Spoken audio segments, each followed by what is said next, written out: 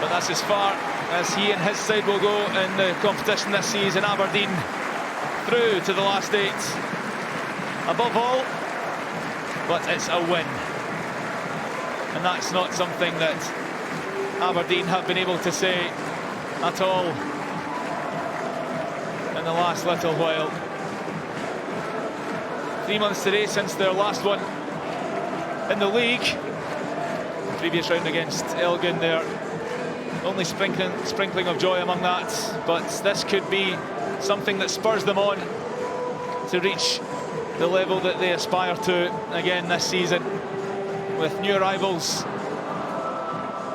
throughout the 11, mostly defence.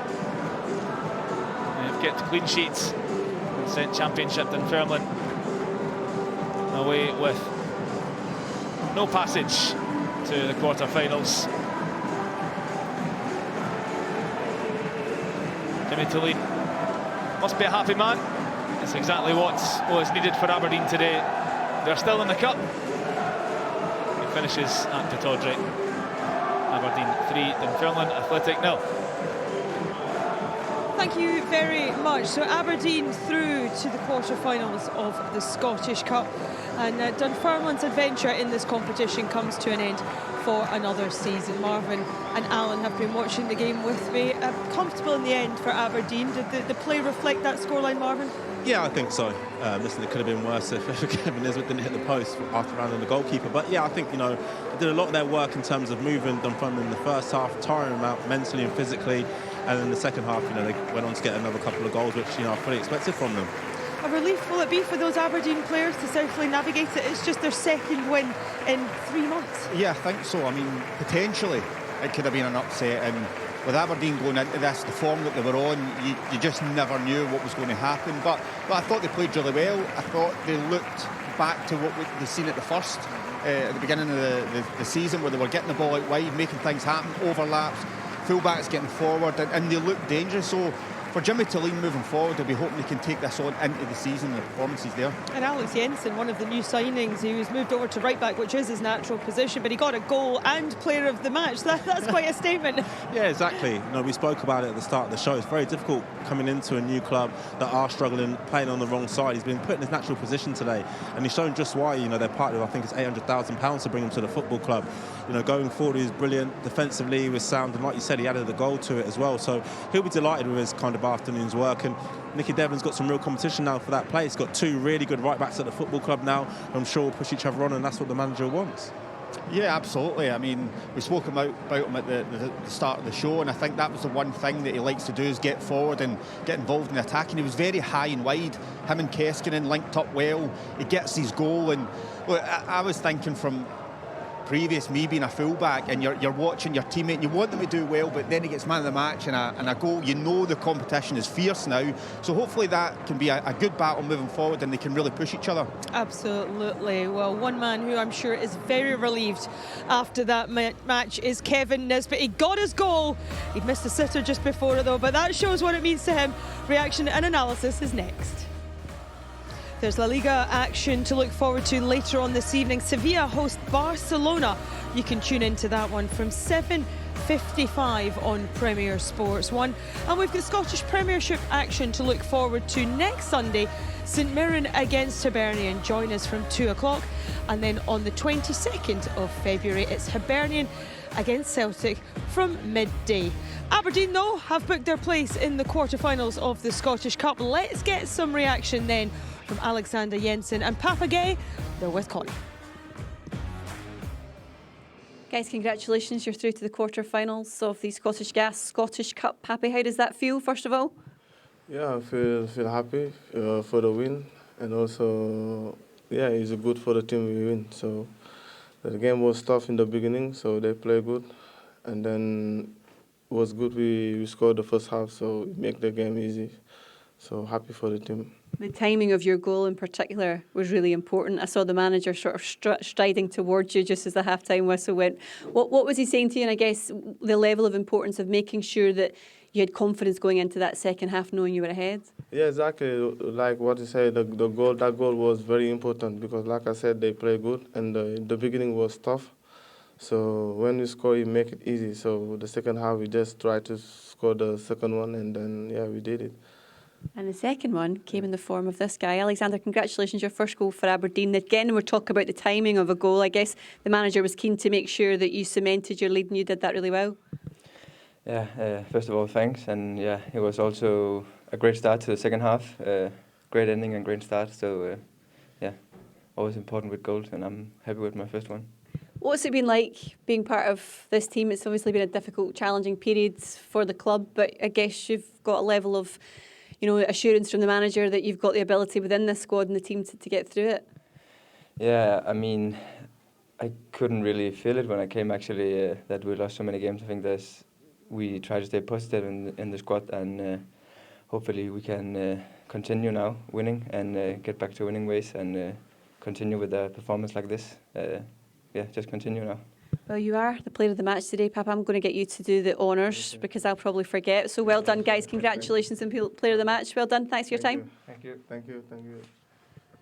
Jensen and Gueye, though, two of the scorers for Aberdeen this afternoon. And you have to say, on the balance of play, Aberdeen deserved it. I mean, was it an impressive performance from your perspective, given there were a number of new signings in there, making their point to the manager? Yeah, I think, as Alan said earlier, they really played on identity today, something that maybe been missing in previous weeks, and that's what the manager has questioned the players. But yeah, thoroughly deserved that victory. So always a difficult one, Emma, going into when you're the favourites. Been on a really bad run. Dunfermline are coming there to cause an upset. Everybody else is looking at this game as a potential upset as well. So as players, you have to be professional. But they worked extremely hard, as I said. Moved the ball well, really good when they didn't have the ball, and they got their 3 goals. Gueye was very happy with his contribution to the match. Let's have a look at his goal then, because it was the opener in this one, and it was actually an added on time of the first half, but it was a fantastic header, Alan. Yeah, I think it was a real important time as well, just before half-time. So we've seen it from the corners that he was whipping in, that there were dangerous balls in there. He just gets it right on the money, and Pape Gueye, he's not going to miss from there. We've seen this at the start of the season where he was very aggressive from balls into the box, and it's a great header. Yeah, like you said, it's the perfect timing for Aberdeen, and it also deflates the opposition. He spoke about the importance there and how much easier the team talk is from the manager when you go in. But from Dunfermline's point of view, they defended so well, and all of a sudden you concede that goal. I think it was 20 seconds to go before the whistle went for half-time. It really deflates them. So not only does it work for Aberdeen and it lifts them, the opposition team go the other direction. Yeah, and Connie alluded to it in her interview there, the timing actually of the second goal as well, because that was right after the half-time break, doubled Aberdeen's lead, and it was the first goal in Aberdeen colours for Jensen. Yeah, I mean, again, just another great timing of the goal. It's really well picked out. We'll say Nisbet meant it and he stepped over the ball, but he lets it run through him. Obviously he's going for a goal, but it kind of fresh air shot, and he's just hanging in the right area, takes a nice touch and just hits it back across the goalkeeper to make it more difficult for him. He'll be over the moon to get on the score sheet, especially playing in his position of right fullback. Sorry, Emma. I was just going to say, that's the thing when you're new to the club, to get off the mark. Although he's a fullback, it's always a great start at any new club. Yeah, exactly. You get off with the goal, which is important. You come in and replace Nicky Devlin on that side. I know he started the last game at left back. Gets a goal, gets a clean sheet as well. So for him, as I said, it's a perfect afternoon.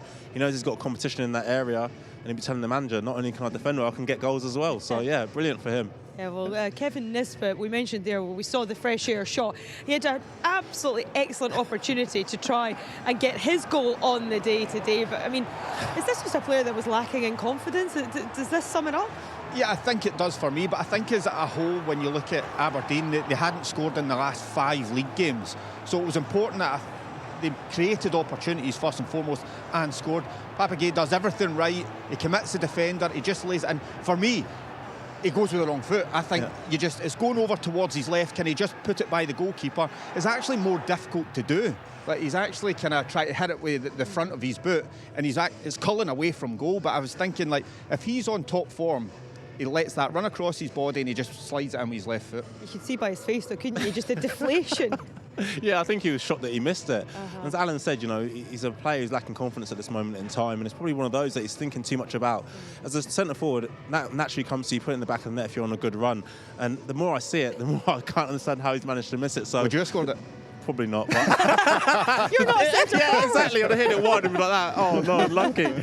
So, no, listen, I'm glad he got his goal in the end because, you don't want to come off the pitch having missed that chance. Yeah, you can see by his face then. His last goal was January the 2nd, but he did manage to get on the score sheet. He's probably a little bit grateful to Shaden Morris as well for this cross that he puts in. Yeah, he has to be. Shaden Morris comes off the bench and the manager's obviously saying, go out there and show me that you can, impact the game, and he does that. And it's fantastic down the right-hand side. Listen, he's one of those players of extreme pace and he's willing to use it. And not only that, he has the composure now. Kevin Nisbet, to be honest, really good movement from himself. And, as that hit the back of the net, you could really see the relief, couldn't you? Yeah, I mean, this is what we've seen at the start of the season.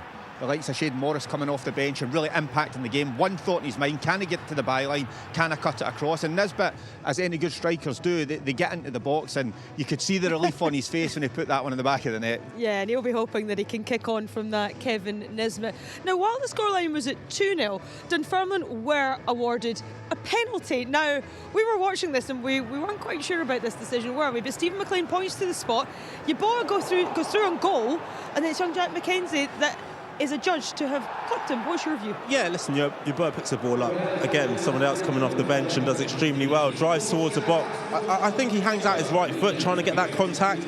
It does hit into Jack McKenzie, and to be honest, Jack McKenzie doesn't really, moan about the decision. He's trying to get out of the way of it. He does clip him, but for me, it wasn't a foul. It's two players coming together. Then they look at it, the referee gives a penalty kick, then VAR say it's a free kick. But to us, it looks extremely close to the line, so listen, it's one of them. I think they just flipped a coin and said, right, what do we go with here? Look, McKenzie trying to get out the way for me. And Yeboah does really well. He drives into the space, but no way is that a penalty for me. I mean, they come to the right decision, I suppose, in terms of it's a free kick and it's outside the box, but no way was it a penalty. Yeah, well, as you can see by the scoreline, nothing came of it from Dunfermline's perspective. And it's Aberdeen that are through into the draw for the quarter-finals. Jimmy Thelin will be happy with that. Michael Tidser, not so much. We'll hear from both managers after this short break. Welcome back to our Scottish Cup 5th round coverage, where Dunfermline are now out of the competition, having lost by 3-0 against Aberdeen. Let's hear from their manager. Michael Tidser is with Connie McLaughlin. Michael, disappointing afternoon, is that the best way to sum it up? Oh, definitely disappointing. You go into every game try to win it. I think at 2-0 we had big chances to and try claw one back, but we just couldn't take them. Then obviously they can have a penalty decision, which obviously I know is outside the box. Big moments, but really proud of the lads. They really dug in deep and they gave me their all and try to play and be brave at times. So naturally disappointed, but plenty of positives to take. How frustrating was the timings of those goals as well? Because you're getting through almost to the end of that first half thinking we're still in this one. Yep, that's what I touched on there. The timings are crucial, just before half time, just after, and the other key moments where you've got to be really focused and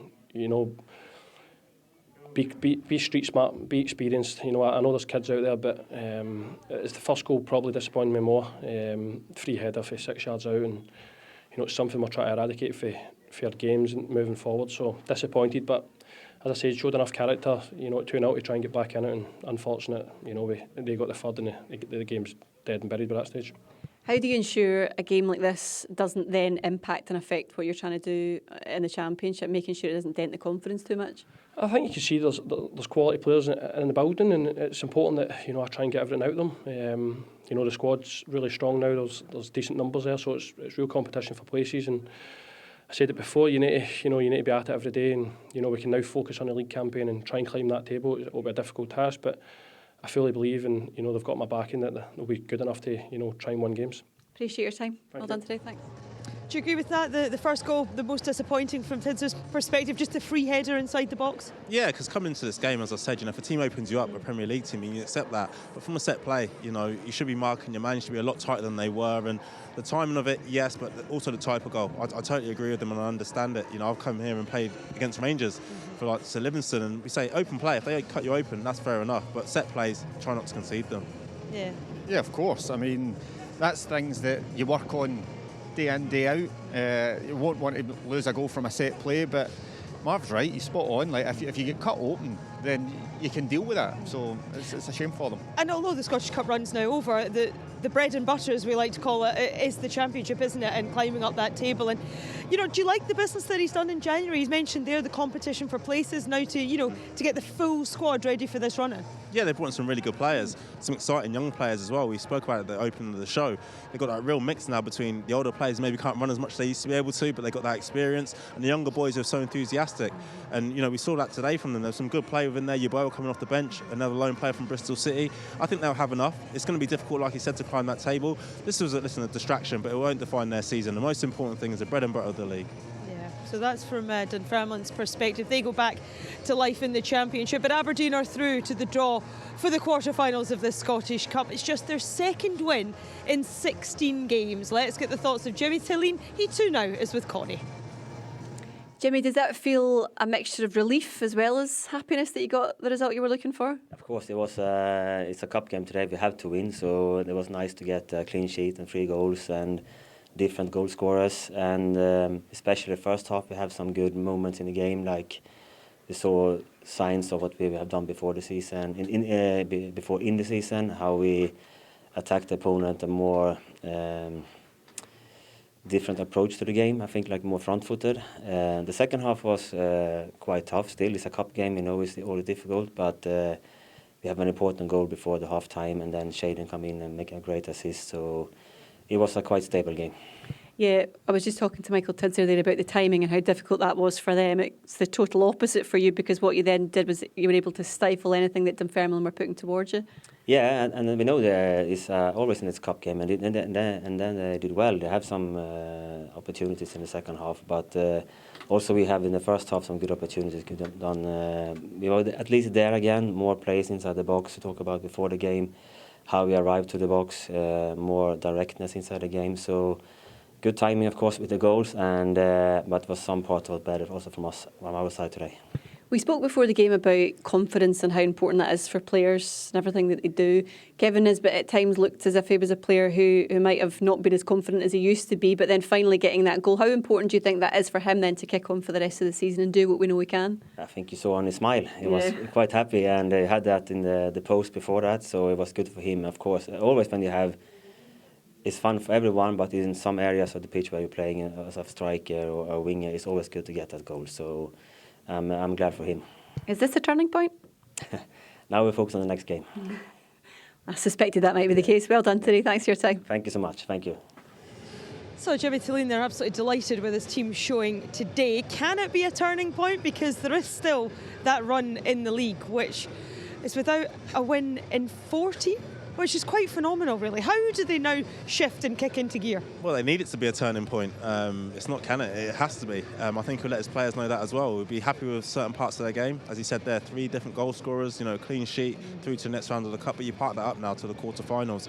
You have to go and, you know, really attack these next league games because they need to stop this. You know, the run that they've been on has not been acceptable for a club of that size. Yes, they started the season really, really well, but they have to turn it around now and kick on and, you know, make sure they make that top 6. Yeah, Dundee, Kilmarnock, Celtic, that's next up in the league. Yeah, of course. Well, when you think about it, I mean, Dundee off the back of a couple of really tough defeats, then they get a good 4-0 victory in the Cup, so they'll look to kick on. Kilmarnock are only 3 points off top 6, again difficult game, and Celtic are just a different beast at this moment in time, so it's really difficult. But you're hoping that today Jimmy Thelini's seen what he's seen at the start of the season, where they were aggressive, they were pressing, they were getting the ball wide, runners in behind, all these things that we've seen at the start of the season. So he'll be hoping to put that into the games coming up and hopefully kick on. So that is it as far as Aberdeen and Dunfermline is concerned. Aberdeen through into the draw, which will take place tomorrow.